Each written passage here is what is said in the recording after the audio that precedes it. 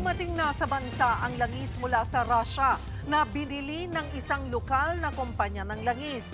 Humarap sa Senado ang mga oil company na nagpapasaklolo na sa pamahalaan. Nasa frontline ng balitang yan, si Mayan Los Baños. Nagharapan ang mga lider ng Transport Group at mga kinatawan ng mga kumpanya ng petrolyo sa pagdinig ng Senate Protect Ad Hoc Committee. Lumalabas na hanggang sa Mayo na lang ang reserbang supply ng krudo ng Petron at Shell, habang ang Caltex at Jetty hanggang sa Abril na lang.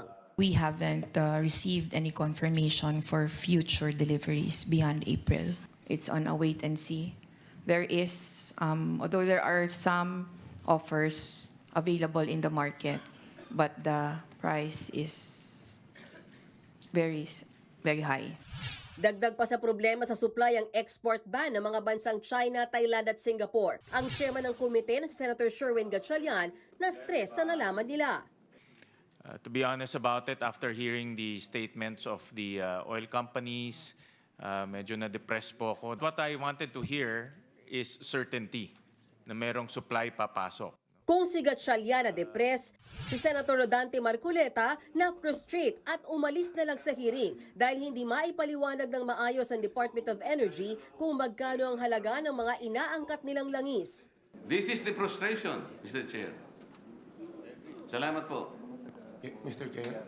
Senator, si Mr. Balbuena, you want to interject? Ba't ka aalis mo frustrated ka? Wala kang sagot na nakuha. Ha? Bakit ayaw? Kanina pang ilang oras na tayo dito, wala pa rin Mr. sagot. Chair.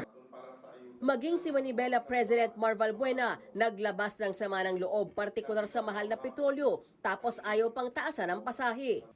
Namamasada kami sa halagang piso, 2 piso na increase, hindi para yumaman, para makasurvive kami sa krisis na to. Daig pa natin yung binagsakan ng bomba sa taas po ng presyo ng mga petrolyo. Idinaing din ni Valbuena ang aberya sa bigayan ng ayuda. Marami raw driver ang wala sa listahan. Doon pa lang sa ayuda, meron naman po kaming nakuha sama ng loob. Pinapila po maghapon, mainit, gutom, walang tubig, walang maupuan. Para sa Senado, krisis na ang dinaranas sa problema sa petrolyo. Kaya giit ni Senator Gatchalian, dapat ang trabaho ng DOE at ng Philippine National Oil Company o PNOC ay walang tulugan. Wag na kayo matulog kasi nasa inyo na, humingi sila ng tulong sa inyo eh. No? So kailangan na talagang mag-double time tayo dito. Kailangan daw tulungan ng gobyerno ang mga kumpanya ng langis, partikular sa mga bansang may export ban. To go around that, the government negotiation can come in.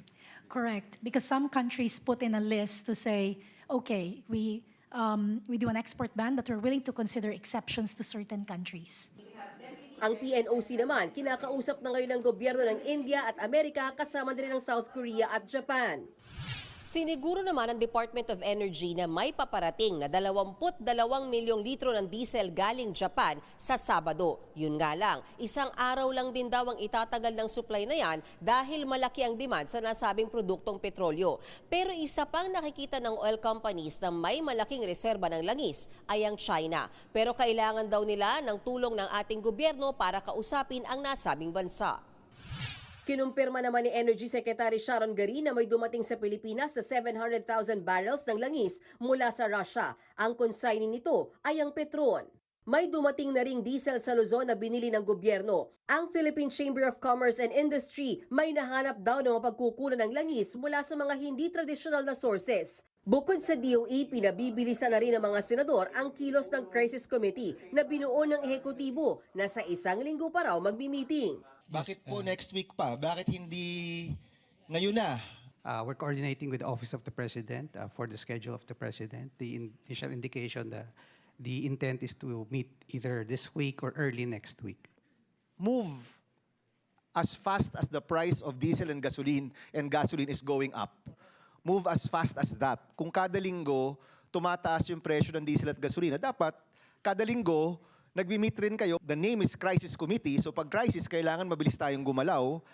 Gumalaw na tayo. Kinumpirma naman ng Department of Finance sa April 12 o 13 pa ang pinakamaagang pagkakataon na pwede maglabas ng executive order ang Pangulo para tapyasan o suspindihin ang excise tax sa langis. Nagbabalita mula sa Frontline, Mayan Los Baños, News 5. Mga kapatid, Cheryl Cosim po. Maging maalam at may pakialam sa mga napapanahong issue at headlines. Mag-follow at mag-subscribe na sa social media pages ng News 5.